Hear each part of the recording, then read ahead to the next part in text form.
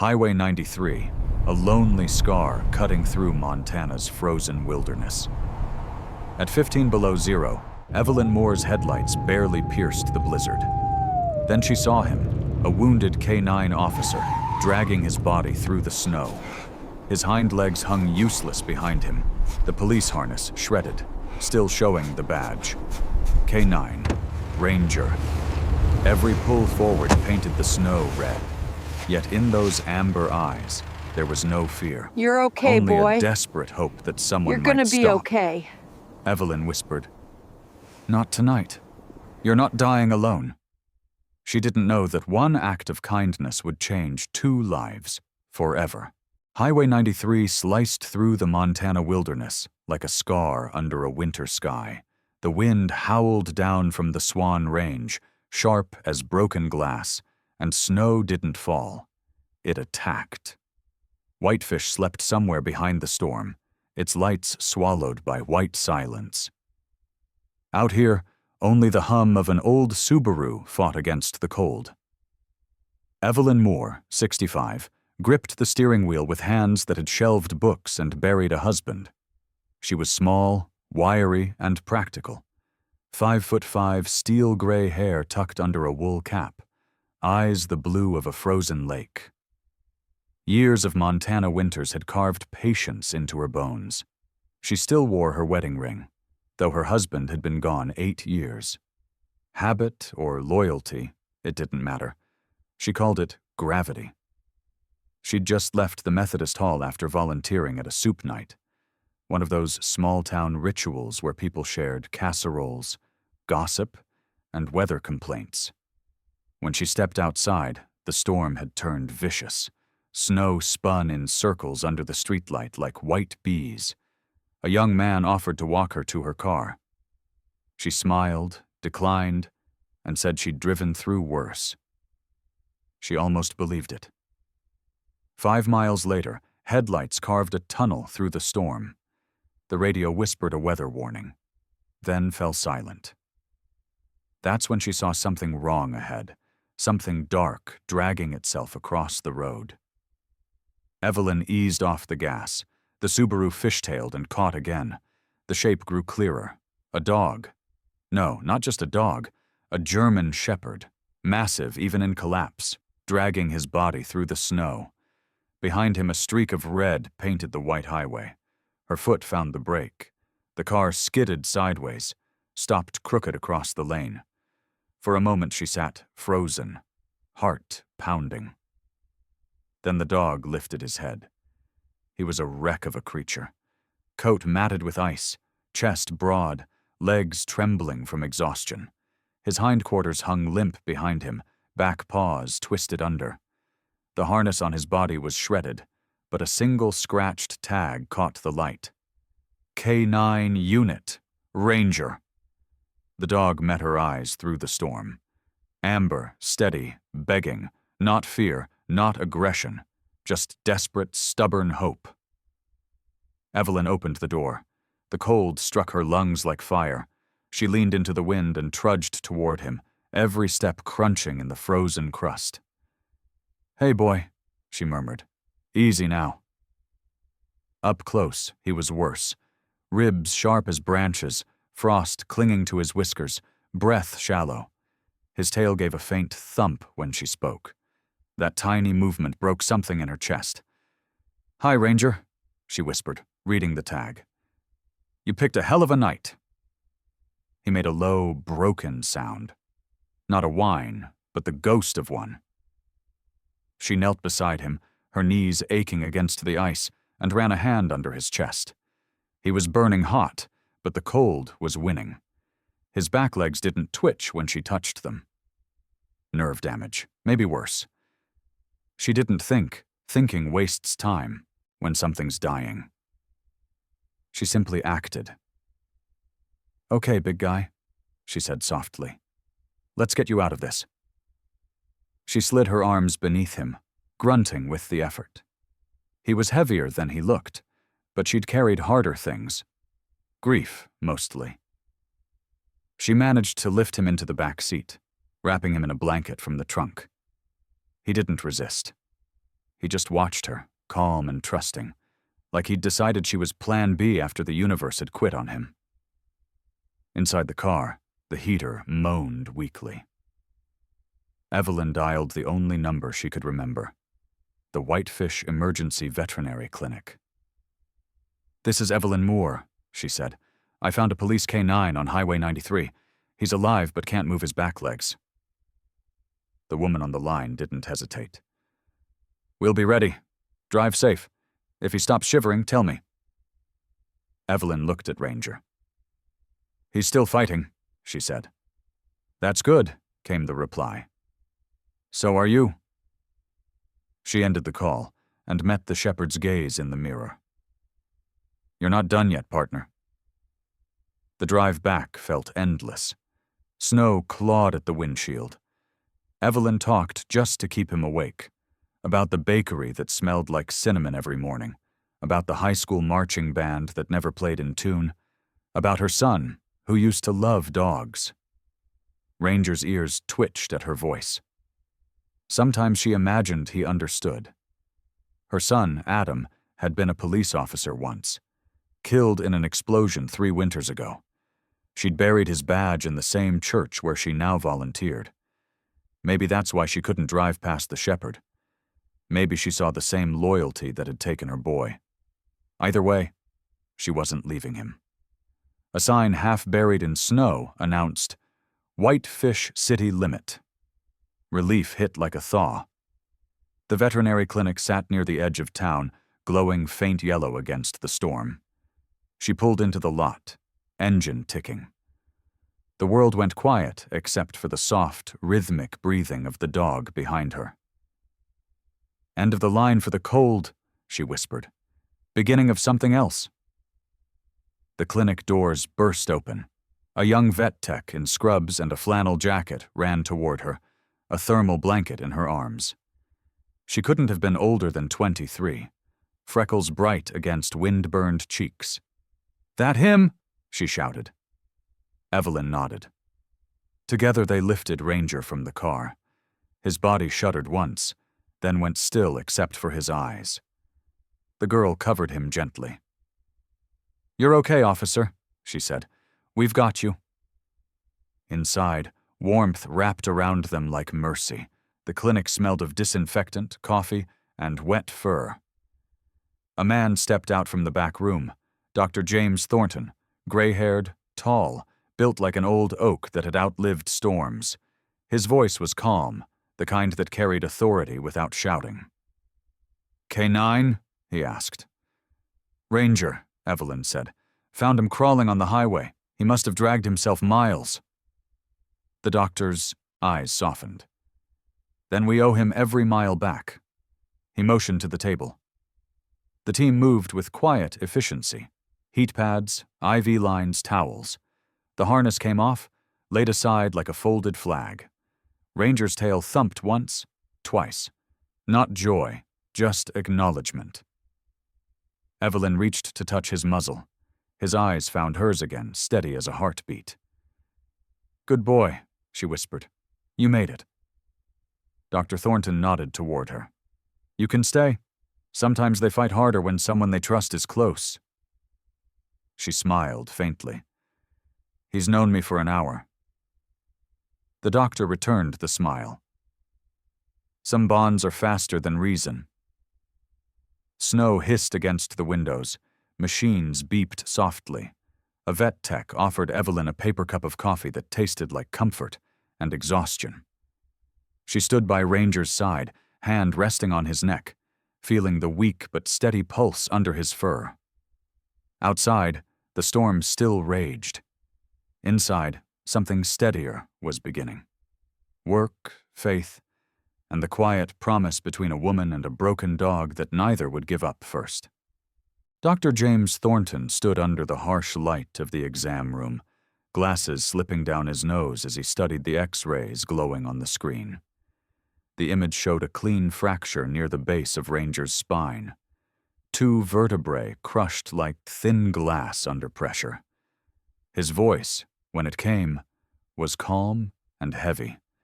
the kind of tone that belonged to men who'd delivered too many hard truths in their lives. "He's lucky to be alive," he said. "But the spinal cord's damaged. He won't walk again. Not without surgery. And even then, we're talking maybe a 50-50 shot." The air in the room seemed to thicken around those words. Evelyn Moore stood across from him, still wearing her snow-crusted coat. Her hands were clasped in front of her as if in prayer, but her eyes were sharp and dry. She'd spent years learning not to cry in front of bad news. The vet tech, the young red-headed girl named Lila Pierce, hovered near the table, trying to hide how hard she was gripping the clipboard. 23 from Kalispell, freckles scattered like constellations over her pale face. She had a quiet heart, and the kind of nerves that come from growing up with too many chores and not enough money. "His temperature's coming up," she said, voice hopeful. "That's something." Thornton nodded, but his expression didn't change. "It's something," he agreed, "but not everything." He adjusted the stethoscope and leaned close to Ranger's ribs. The dog's breathing was shallow, labored. Still, when Thornton's hand brushed his neck, Ranger's tail gave one weak thump against the metal table. The sound was heartbreak made physical. A knock came at the door. A man in uniform stepped inside, brushing snow from his shoulders. Officer Mark Delaney, early 40s, built like a man who still thought about his high school football days. His face carried the wear of someone who'd seen too many late-night calls. Square jaw, salt-streaked hair, and eyes that once might have been kind, but now lived behind a permanent wall of fatigue. "He's one of ours," Delaney said, nodding towards the dog. "From Kalispell K9 Division. Went missing 2 nights ago during a search near the border. They thought he was gone." He took a slow breath. They were half right. Dr. Thornton glanced toward Evelyn, then back to the officer. "The spine's bad. He's paralyzed in the hindquarters. Needs surgery, rehab, long-term care. It'll cost more than most shelters can manage." Delaney exhaled through his nose, the sound of resignation. "Then the department won't take him back. Protocol says we can't carry a non-serviceable animal on active status. They'll recommend euthanasia." The word landed cold. Evelyn flinched. "Euthanasia?" she repeated softly, as if tasting it might change its meaning. Ranger turned his head slightly, eyes finding her again, amber and clear even under sedation.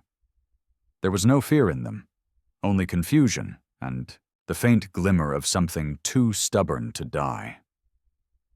Evelyn's throat tightened. "He's a police dog," she said. "He served." "He did," Delaney answered, rubbing a hand across the back of his neck. "But the city's broke.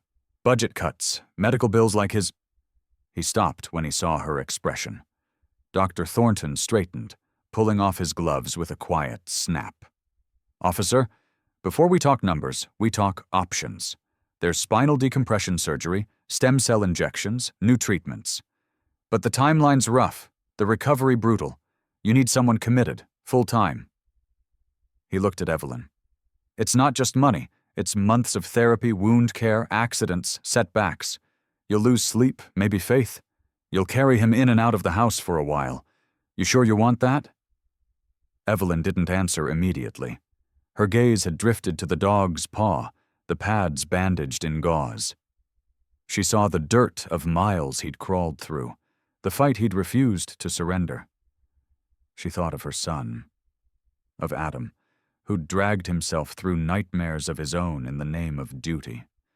She thought of the way the wind had screamed on the highway, and how this animal had still looked at her with hope. When she finally spoke, her voice was steady. "If he still wants to live," she said quietly, "then so do I." Lila blinked, caught off guard. "Ma'am?" Evelyn placed both hands on the metal table, leaning closer to Ranger. "I'm saying if he's fighting, I'm not walking away. You said 50-50? I've lived through worse odds." Officer Delaney shifted uneasily.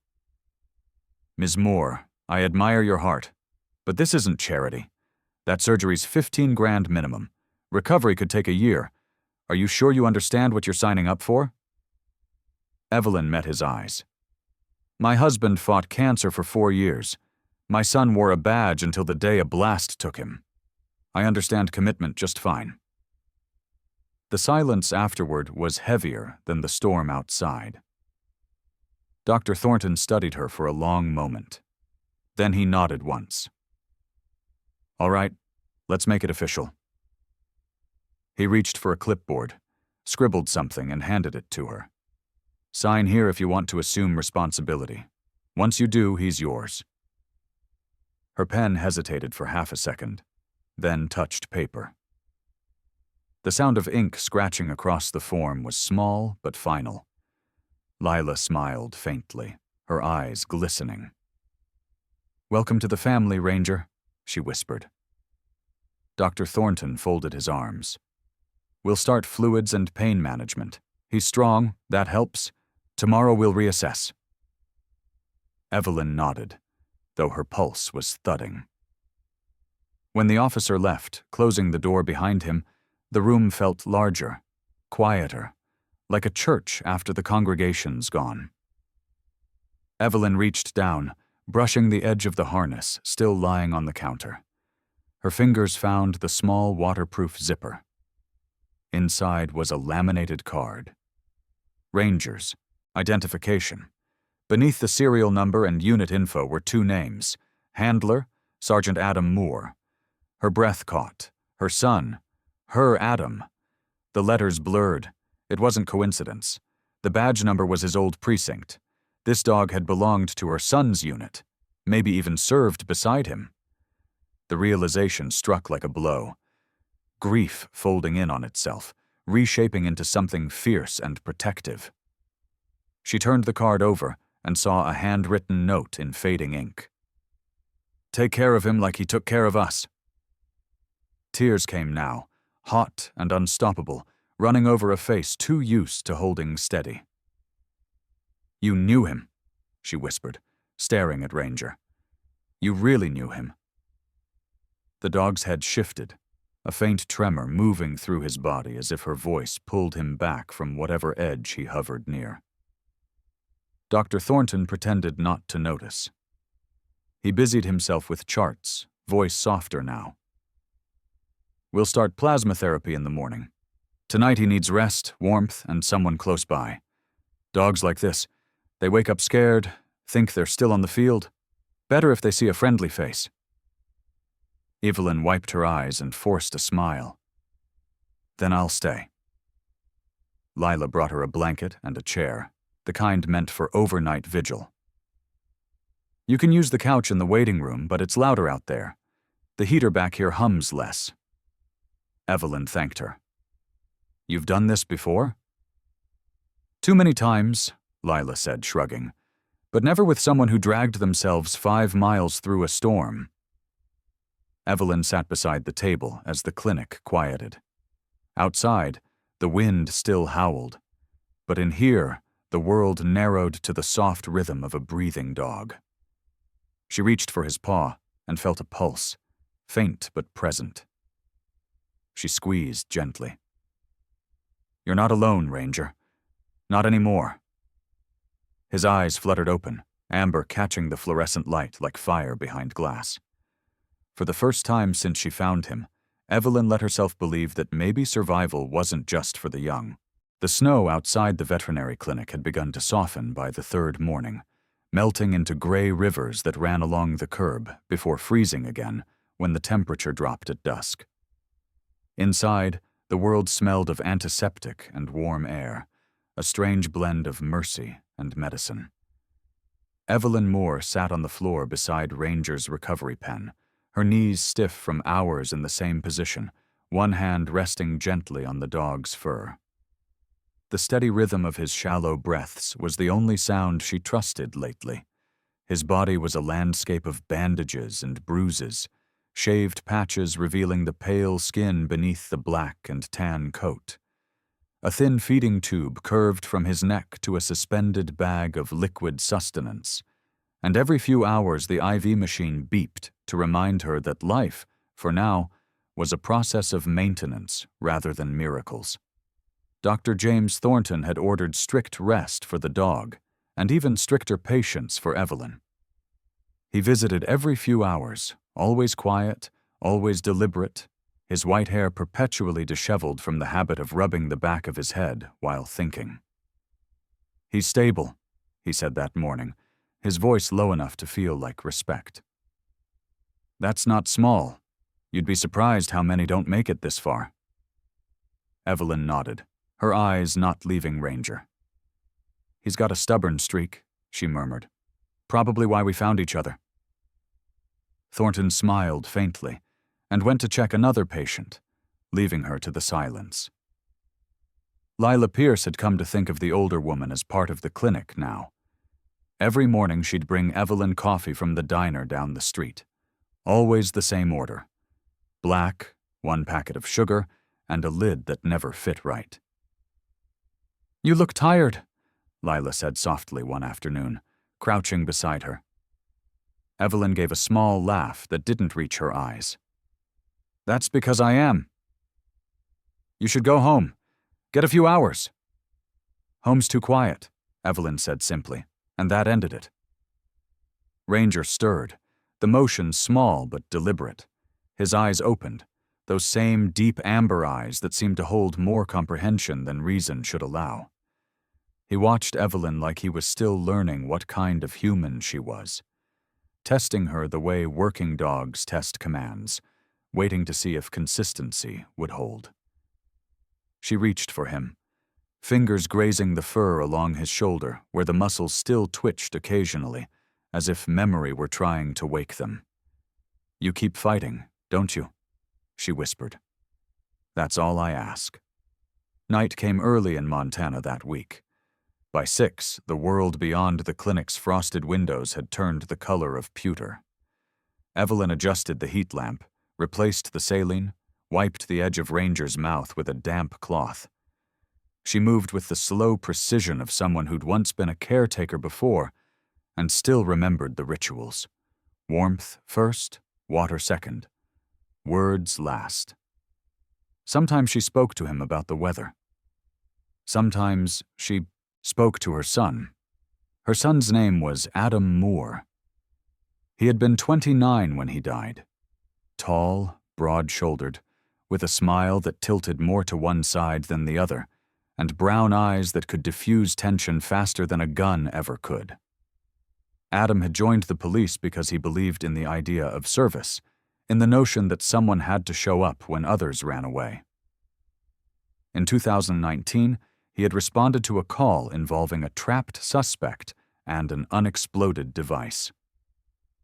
The explosion took him before his backup arrived. Evelyn still remembered the sound of the phone ringing that morning, the calm, practiced voice of the officer on the other end saying the words that broke her life clean in half. She had kept his badge in a small wooden box on her dresser ever since, unopened but never out of sight. And now, sitting beside Ranger, who had worn a harness bearing her son's name, she felt that same unbearable ache reshaped into something new. It was as though Adam had sent this dog to finish something they both had left undone. The act of saving. On the 4th night, Ranger refused to eat. He turned his head away from the syringe, breathing harder than usual. Lila checked his vitals, frowned, then looked toward Evelyn. "He's depressed," she said quietly. "They do that sometimes, when pain and confusion mix. You can't explain to them what's happening. They just feel abandoned by their bodies." Evelyn leaned closer. "Then he's not alone." She took the syringe herself, whispering as she pressed the plunger. "I know what it's like to feel betrayed by what used to hold you up." Dr. Thornton returned just before dawn. He was still wearing his heavy wool coat and smelled faintly of smoke and coffee. "You've been here all night again," he said. "You'll make yourself sick." Evelyn straightened, I've done sicker. Thornton sighed, but didn't argue. He placed a gentle hand on Ranger's side. The muscles are atrophying fast. We'll start passive motion therapy tomorrow, if he tolerates it. Evelyn nodded. He will. When the doctor left, Evelyn sat back down and closed her eyes for a moment. Her joints ached, her shoulders tight. She thought she heard Adam's voice again, faint as memory, telling her, "Mom, you can't fix everything."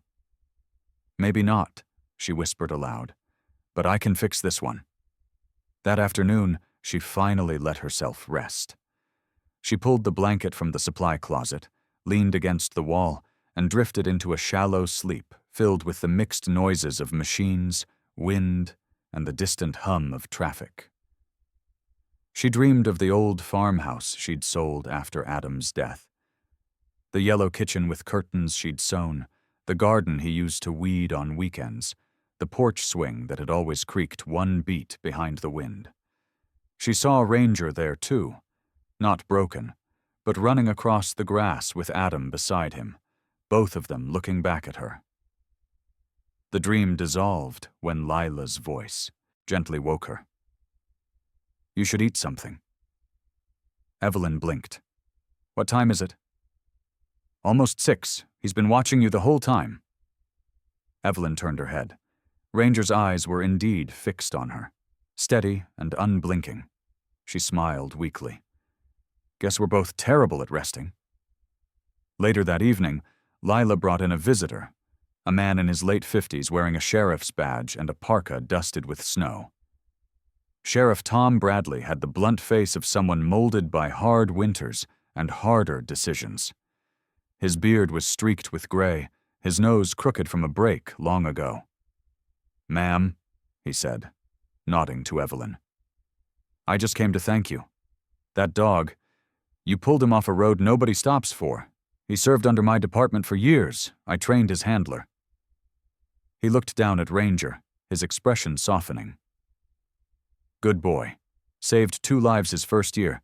He deserves better than what the city's giving him." Evelyn stood, meeting his eyes. "He's got better now." The sheriff studied her for a moment, then smiled slightly. "I believe it." He reached into his coat and handed her a small patch, the kind stitched onto police uniforms. The embroidered letters read, "To protect and serve." "His handler used to keep a spare. Maybe it belongs with you now." After he left, Evelyn sat with the patch in her hand. She placed it on the table beside Ranger's head.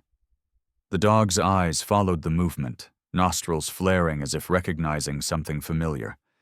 He nudged it once with his nose, then rested his head against her arm. Evelyn felt the heat of his breath through her sleeve and the weight of something more than gratitude. It was trust, fragile and fierce. That night the clinic lights dimmed to half.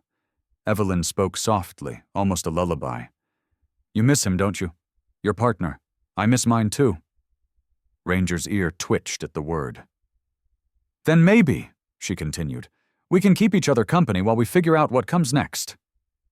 The storm outside had quieted, but inside, something new had begun to move. A slow, painful, stubborn kind of healing that had nothing to do with medicine and everything to do with faith.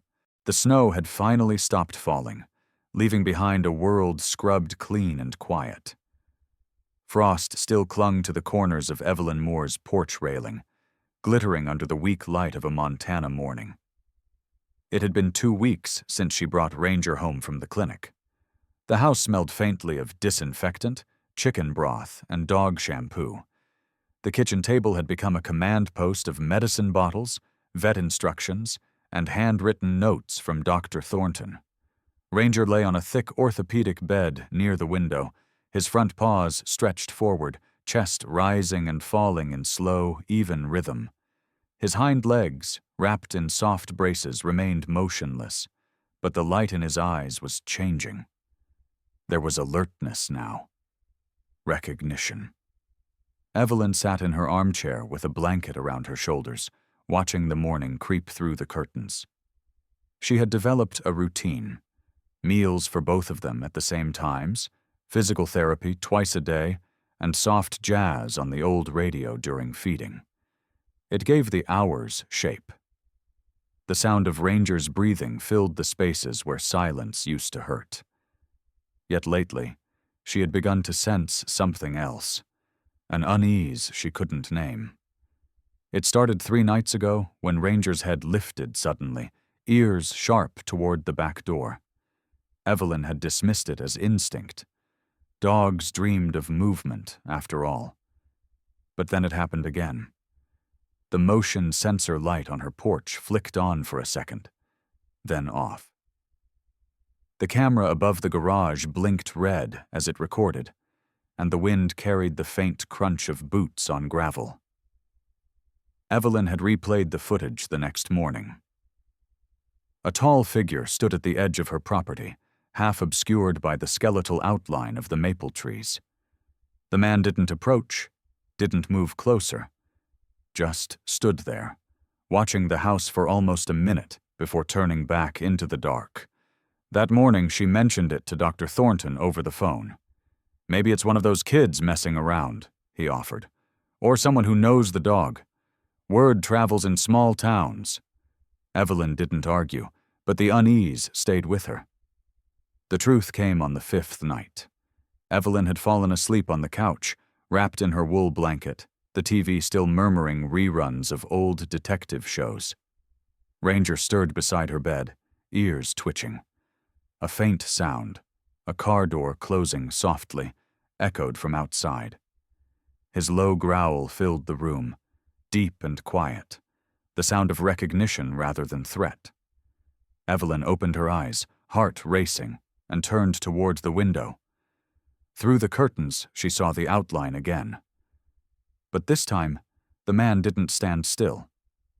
He took a hesitant step forward, the porch light glinting on something metallic at his wrist. A badge, perhaps, or a watch. "Ranger," Evelyn whispered, rising carefully. The dog's gaze stayed fixed on the door, his body trembling not from fear but from something deeper. Memory. Evelyn approached the door, her hand hovering near the lock. "Who's there?" she called, her voice steadier than she felt. Silence. Then a low male voice answered, rough and tired, carrying years of sandpaper and cigarettes. "I'm sorry, ma'am. I didn't mean to scare you." She opened the door halfway. The man standing in the yard looked like he had wrestled with too many winters. Daniel Brooks was in his late 30s, but carried himself like someone older. His face was angular, clean-shaven but shadowed with fatigue, the skin tanned from years of field work. His eyes, gray-green, cautious, held the kind of distance you only see in men who've seen too much. He wore a thick denim jacket lined with shearling, jeans dusted with frost, and a faded baseball cap pulled low. The cold had bitten his knuckles red. "You're the one from the camera," Evelyn said, not accusing, just stating a fact. He nodded once. "Yes, ma'am. I was just checking." His voice faltered. "I wasn't sure if he'd made it." Her eyes narrowed. If who had made it? Daniel's gaze flicked past her to the window, where Ranger lay watching, ears pricked. The dog's body tensed, then a sound rose from his chest, a low, broken whine that wasn't fear. It was recognition. Evelyn looked between them, realization dawning like light breaking through fog. "You know him?" she said softly. Daniel stepped closer, his breath visible in the cold air. "Yes, ma'am. I trained him. Ranger's mine." He didn't move closer, didn't try to step inside. He stood as if the threshold were a line he wasn't sure he deserved to cross. "I was his handler," he said quietly. "K-9 Division, Kalispell PD. We worked together 3 years." Evelyn tightened her grip on the doorframe. "Then why are you out here instead of in there?" Daniel's eyes dropped. "Because I'm the reason he can't walk." The confession hung between them, heavy and raw. Evelyn didn't answer. She watched the way he shifted his weight, like a man standing in judgment. His left hand trembled slightly. She noticed a faint scar running from the base of his thumb up to the wrist, half hidden under his sleeve. "It was a raid," he continued. 6 months ago. We'd been tracking a suspect tied to a weapons case. Intel said the cabin was empty. It wasn't. They'd set up a tripwire." His jaw tightened. Ranger went in first, like he always did. He found it, but not fast enough. I should have called him back.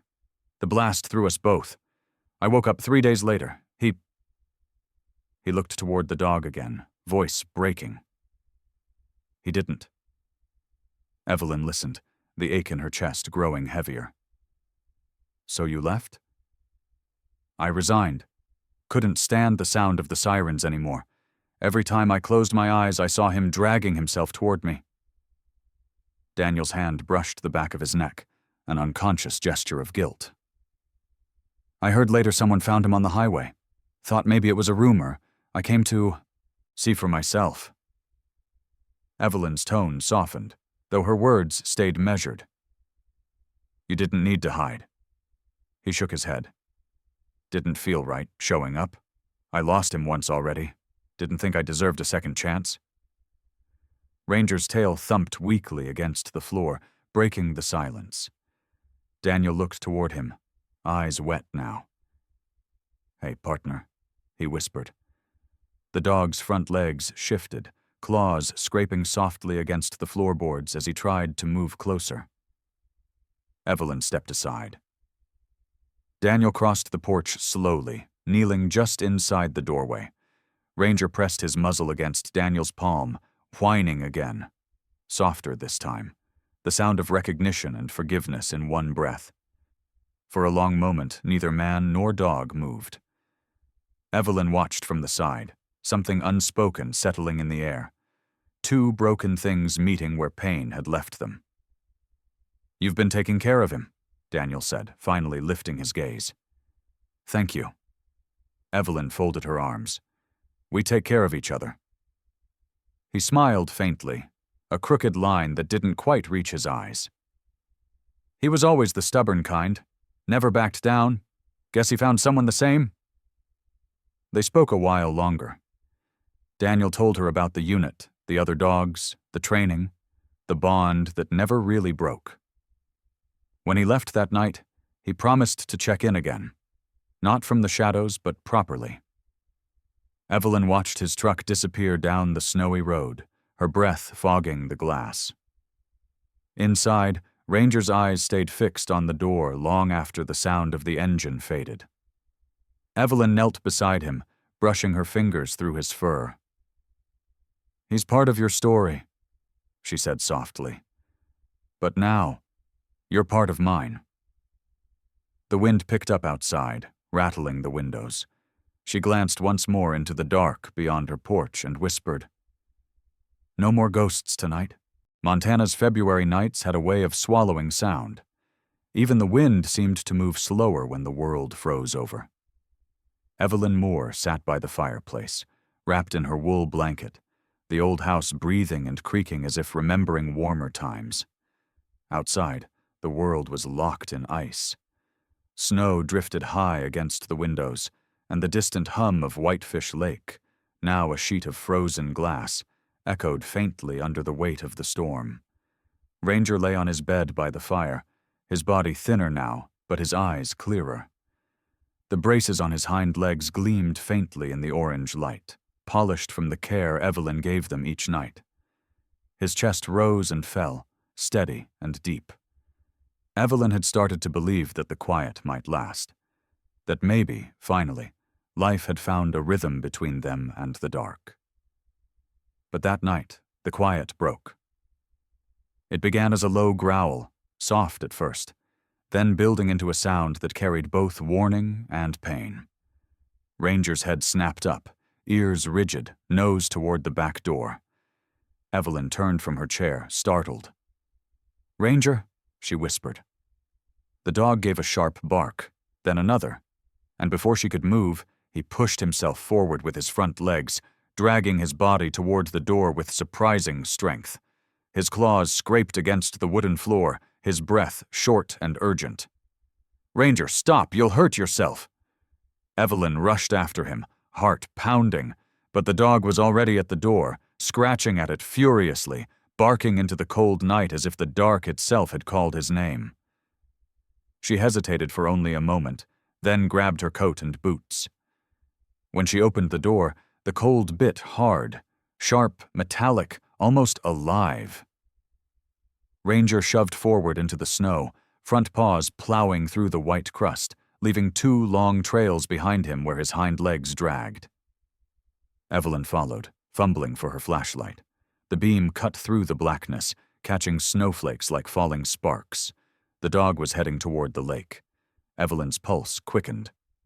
"Ranger!" she called again, voice trembling, but he didn't stop.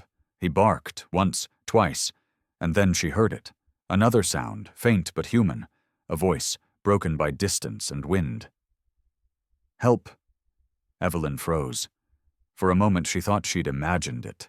Then it came again, hoarse and barely above the howl of the storm. "Help me!" She ran.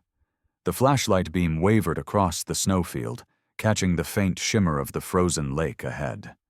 Ranger was already there, at the edge where the shoreline met the ice, barking with frantic urgency. The dog clawed forward, front legs trembling, body low to the ground. Evelyn's light swept across the lake, and then she saw him. A man, standing near the center of the ice, motionless against the night. His figure was small beneath the vast white emptiness, his head bowed, breath visible in the cold air. It was Daniel Brooks. Evelyn's chest clenched. He wore no coat, just a denim jacket over a flannel shirt, jeans soaked from the knees down. His cap was gone, revealing short, dark hair dusted with snow. His face was pale, lips blue, and in his eyes there was a stillness that terrified her. "Daniel!" she shouted, voice breaking. He didn't move. The wind caught her words and threw them back like echoes. Ranger barked again, louder this time, the sound bouncing across the frozen lake. Daniel turned his head slowly, eyes glinting in the beam of her flashlight. For a second, he looked confused. Then something like sorrow twisted across his face. "Go home, Evelyn," he called, voice cracking. "Please." "Daniel, get off the ice. It's not safe." He gave a bitter, almost peaceful laugh. "I know, that's the point." Evelyn's throat tightened. The realization hit her like a stone. "Don't do this," she pleaded. "You don't have to." He shook his head, eyes glistening. "I can't live with what I did, to him. I should have protected him." Ranger gave a deep growl, then dragged himself forward onto the ice. The sound of his claws scraping against the frozen surface echoed like breaking glass. "Ranger, no!" Evelyn shouted. But the dog didn't stop. He pulled himself inch by inch toward Daniel, his chest heaving, breath clouding the air. His front paws bled where the claws split on the ice, but he kept going. Daniel stared, frozen in disbelief. "Ranger," he whispered. The dog barked once, a short, guttural sound, and crawled faster. His hindquarters dragged uselessly, but his eyes locked onto Daniel's. It was as if the dog understood something that neither of them could put into words, that no one gets to die alone tonight. The first crack split the air like lightning. Evelyn's heart leapt. "Daniel, move!" He looked down. A hairline fracture had opened beneath his boots, snaking out in all directions. He took a step back, but the ice moaned under him, groaning like a living thing about to give way. Evelyn ran forward without thinking, her boots crunching over snow, her flashlight tumbling into the darkness. "Daniel, get down! Crawl!" He hesitated, torn between guilt and instinct. Ranger was only a few feet away now, still crawling, still fighting. The ice beneath him groaned louder. Daniel dropped to his knees, reaching toward the dog. "Easy, boy," he whispered. The world broke open. The ice gave way beneath them with a deafening crack. Daniel plunged into the freezing water, a shout tearing from his throat. Ranger lunged forward with what strength remained, his front paws gripping the edge, claws scraping against the slick surface. Evelyn screamed and dropped to her stomach, sliding across the ice toward them. Her fingers found the torn edge, cold biting into her skin. "Daniel, grab my hand," he gasped, struggling against the water's pull. "I can't—" "Yes, you can," she shouted, her voice fierce now, every inch of her trembling with adrenaline. "You're not leaving him again!" Daniel's hand shot up, seizing hers. The cold was unbearable, like fire turned inside out. Evelyn pulled with everything she had, muscles screaming. Ranger dug his front paws into the ice beside her, growling, dragging backward as if trying to pull Daniel himself. Inch by inch, the man rose from the black water, coughing, face ghost white. Evelyn braced her feet and gave one final pull, and Daniel collapsed onto the ice beside them. For a moment, no one moved. The lake groaned but held. Wind tore through their soaked clothes. Daniel lay on his back, gasping, while Ranger pressed his head against his arm, whining softly. Evelyn's breath came in ragged bursts. Then Daniel laughed, a wild, broken sound that melted into a sob. "You're insane," he said between breaths. Evelyn smiled weakly. "So's he. Guess it's contagious." They sat together on the ice, shivering, Ranger lying between them. Daniel's hand rested on the dog's head, fingers trembling. "You came back for me," he whispered. Ranger licked his hand once, eyes half closed, exhausted but alive. Evelyn looked at them both, one broken man, one broken dog, and felt something inside her settle. For the first time since Adam's death, she wasn't alone in her grief. She had a family again, forged not by blood, but by survival. By the time they reached the shore, headlights from a truck appeared in the distance. Sheriff Bradley's cruiser, summoned by the 911 call she'd managed to place seconds before, running onto the ice. The sheriff jumped out, coat flapping in the wind, face pale. "Good God," he muttered. "You three trying to give me a heart attack?" Evelyn laughed breathlessly, tears freezing on her cheeks. "We just needed some air." Bradley shook his head and wrapped his coat around Daniel, helping him toward the truck. "Let's get you to the clinic before you freeze solid." Ranger whimpered softly. Evelyn crouched beside him, pressing her forehead to his. "You did good, boy," she whispered. "You saved him." The dog blinked, tail twitching once, and for a heartbeat, Evelyn could almost hear her son's voice again. Calm, steady, proud. "You did the right thing, Mom." Snow began to fall again, softer this time, like forgiveness. The weeks that followed the night at Whitefish Lake felt like a blur, stitched together by coffee, snowmelt, and quiet acts of survival. Winter loosened its grip on Montana, but the cold still lingered in the bones of those who had almost lost too much. Evelyn Moore spent most mornings at the Veterinary Rehabilitation Wing in Kalispell, where the air always smelled faintly of disinfectant and hope. Ranger lay on a padded mat in the corner, a towel under his chest, eyes half closed but alert. His coat had regained its sheen. The black and tan fur brushed daily until it shone under the fluorescent lights. His hind legs, once motionless, now twitched occasionally, as if trying to remember what moving felt like. Dr. James Thornton had adjusted his glasses and called it a cautious miracle. At 70, he had learned not to throw that word around lightly. He stood at the foot of Ranger's mat with a clipboard in one hand, his expression a mix of scientific curiosity and quiet awe. "Neural regeneration in cases like this is rare," he said, his voice deep and slow, like gravel rolling in water. "But it's happening. The muscles are waking up, He looked at Evelyn, who knelt beside the dog, gently massaging his back legs as she'd been taught. "You did this, Mrs. Moore. The body follows what the heart insists on believing." Evelyn smiled faintly, her fingers steady as she worked. "Then his heart's doing most of the work," she replied. "Mine's just keeping up." Lila Pierce hovered nearby, her red hair tucked under a scrub cap, face lit with that bright curiosity that never quite faded, no matter how many night shifts she worked. "He's a fighter," she said. "Stubborn as they come. He gets that from his company," Dr. Thornton added, glancing at Evelyn, who laughed quietly. Outside, the sky had finally turned blue again. Snow dripped from the eaves, the sound like applause for spring's slow arrival. Evelyn's days became routine: rehab sessions with Ranger in the mornings, long drives home through the pine-scented air, and phone calls in the evenings to check on Daniel Brooks. Daniel had been transferred to the VA hospital in Missoula for psychological therapy after the incident.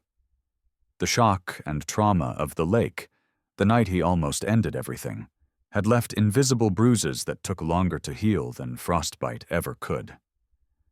When he called for the first time, his voice was quieter but clearer. "They're teaching me how to breathe again," he said. "Turns out I forgot somewhere along the way."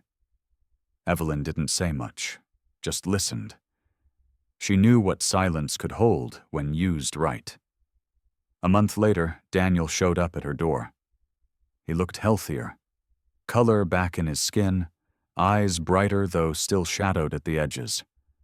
He had trimmed his hair, shaved his beard, and worn a heavy brown jacket that still carried the faint scent of gun oil and pine.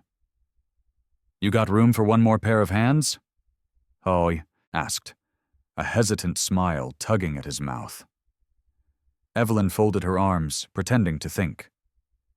"As long as they can handle wet towels and stubborn shepherds." "I think I can manage," he said, stepping inside. From that day on, they became a strange little team. Each morning, Daniel helped lift Ranger into the harness, a custom-made support frame with wheels fitted to his hindquarters. The device had arrived from a non-profit that specialized in service dog rehabilitation. The first time they strapped Ranger in, the dog stood motionless, unsure of what to make of the contraption. Evelyn crouched beside him, hand steady on his neck. "It's just a new kind of freedom, partner," she whispered. Daniel gave a low whistle, the same tone he'd once used in training. Ranger's ears perked. Then, with a cautious push from his front legs, he rolled forward. The wheels turned, his body steadied. Another push, and suddenly he was moving. Evelyn clapped her hands to her mouth, tears spilling down her cheeks. Daniel laughed, a sound that seemed to thaw the air itself. "There you go, Ranger, show off." The dog barked, sharp and full, the sound echoing against the clinic walls. Even Dr. Thornton, watching from his office window, smiled. "I told you," he murmured to Lila. "Miracles just need time and good company." Over the next few weeks, Ranger learned to maneuver the harness like it had always been part of him. He chased rubber balls down the hallway, carried his leash proudly in his mouth, and once even tried to climb into Evelyn's car without waiting for help. His spirit returned first, and his body followed close behind. Evelyn, too, began to change. She found herself laughing again. Small laughs at first, then the kind that reached her eyes. The house no longer felt haunted but alive. She cooked more, invited Daniel to dinner once a week, and even let Lila bring her a stray kitten from the clinic, a gray puffball that now slept in Ranger's empty bed whenever he was away for therapy. One evening in early March, Daniel arrived carrying a duffel bag and a look that was both nervous and certain. He'd found a job offer, part-time training service dogs for veterans through a rehabilitation program in Flathead County. They said they could use someone with real field experience, he said. And, well, someone with a story. Evelyn smiled, understanding what he didn't say. That's what healing looks like, she told him. Not forgetting, just finding new use for the pain. Ranger barked softly as if to agree. He walked toward Daniel in his harness, moving smoother now, tail wagging strong. Daniel knelt and pressed his forehead gently against the dog's. You did more for me than any shrink ever could, he whispered. Later that night, as they stood outside under the slow fall of spring snow, Evelyn looked up at the stars, brighter now without the storm to hide them. You know, she said, I used to think some losses can't be healed, that they just live with you, like frostbite. Daniel nodded. Maybe they still do, but frostbite reminds you where you've been burned, and what you don't take for granted anymore. She looked at him, then at Ranger, who was sniffing the snow with unguarded joy. He was supposed to die that night, she said quietly, and I was supposed to be done waiting for miracles. Guess both of you got stubborn, Daniel said with a grin. They stayed like that for a while. 3 figures in the half-light, survivors bound not by chance but by choice. Inside the house, the kitten meowed softly from the window. Evelyn laughed, the sound warm and easy. Looks like our little family's growing, she said. As the night deepened, Ranger moved closer to her side, his fur brushing against her leg. The rhythmic squeak of his wheels mixed with the crunch of snow beneath their boots. For the first time in years, Evelyn didn't feel the cold. She felt alive. And for the first time since his injury, Ranger didn't crawl. He walked. Spring returned to Montana like a shy guest, slow to settle, cautious after the long winter. The mountains around Whitefish still wore crowns of snow, but down in the valley the grass had begun to breathe again. The town buzzed with the kind of small-town excitement that came only once a year. The annual spring parade, a tradition older than most of its residents. Trucks were polished, banners painted, and the faint smell of barbecue drifted down Main Street. Evelyn Moore stood near the starting line, her hands tucked in the pockets of her light gray coat. She wore her hair loose for once, silver strands glinting in the sunlight. The crowd around her swelled. Families, school kids waving flags, and veterans in their old uniforms with medals pinned proudly to chests that had known both pain and pride.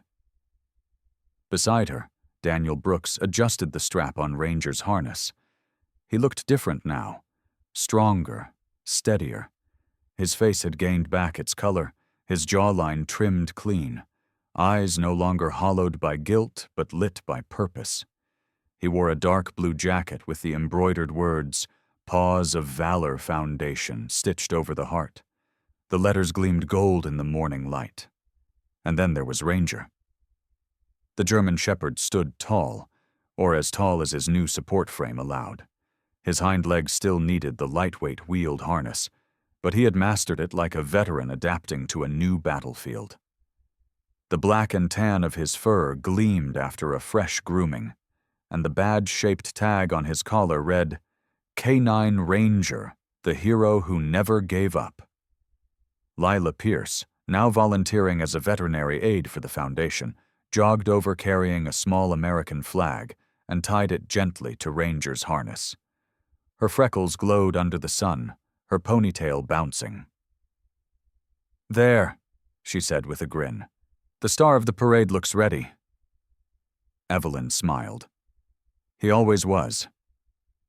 The parade marshal, Mayor Claire Donnelly, approached next, a woman in her 50s with auburn hair cut in a crisp bob and a no-nonsense expression softened only by her kind eyes. She wore a red blazer and carried a clipboard. Evelyn, she said warmly, thank you for agreeing to lead this year's procession. The town owes you and that brave boy of yours more than words can cover. Evelyn shook her head. We just found each other at the right time. Claire smiled. Sometimes that's all the universe needs to work a miracle. As the brass band began to play, its notes slightly off but earnest, The parade rolled forward. The first truck carried local firefighters waving from the back. Behind them, the high school marching band stomped in rhythm, their breath fogging in the cool morning air. And then came them. Evelyn, Daniel, and Ranger, leading the Paws of Valor banner held high between two young cadets. The banner read, "Honoring those who never stop serving." The crowd erupted in cheers. Children pointed at Ranger, shouting, "Look, Mom, it's the hero dog!" Veterans saluted as he passed. A little boy in a wheelchair waved from the sidewalk, his service dog sitting beside him. Evelyn caught the boy's eyes and smiled. Ranger barked once, as if answering. Daniel walked on the dog's right side, one hand steady on the harness.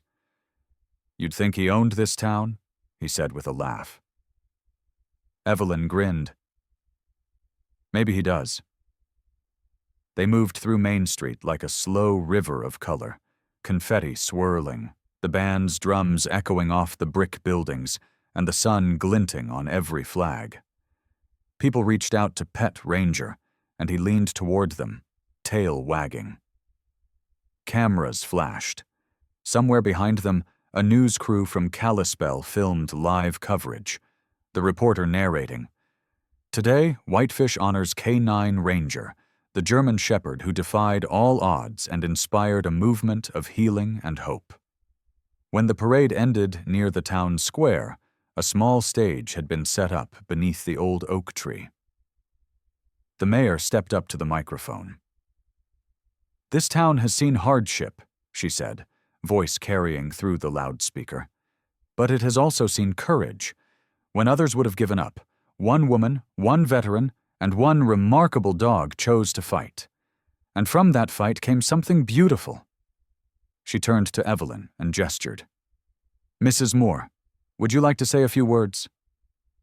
Evelyn hesitated, then stepped up, hands trembling slightly. She had never liked microphones. They made her feel too seen. But as she looked out over the crowd, faces kind, expectant, grateful, her nerves steadied. Ranger sat beside her, head high, eyes scanning the horizon like he was still on duty. "I don't know much about speeches," Evelyn began, voice low but sure. "I only know about promises. My son, Adam, made a promise once, to serve, to protect, to stand when it mattered. He kept that promise, even when it cost him everything. And Ranger here, he made one too. He didn't stop fighting, even when the world told him he couldn't move anymore. Somewhere along the way, I realized they were both teaching me the same thing. Don't quit on life, even when it quits on you." She paused, eyes glistening. "So today isn't about loss. It's about what comes after, about second chances." She looked down at Ranger, smiling. "You saved him, Ranger, and you saved me too." Applause rippled through the square. Daniel's eyes met hers, a quiet understanding passing between them. The mayor wiped at her eyes discreetly and stepped forward again. "Ladies and gentlemen," she said, her voice thick with emotion, "on behalf of Whitefish and the state of Montana, we dedicate this day to K9 Ranger, our hero who never gave up."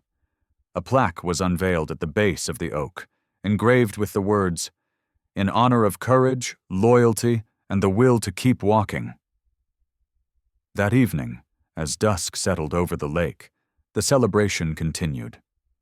Food stalls lined the square, laughter rising into the crisp air. Fireworks began soon after, brilliant colors bursting above the mountains, reflecting off the still water below. Evelyn stood slightly apart from the crowd, her face lit by the flashes of red and gold. Daniel joined her, hands in his jacket pockets, expression quiet. "You did good," he said softly. "You gave him purpose again." She shook her head. "He gave it to me first." Ranger sat between them, tail thumping gently against the pavement.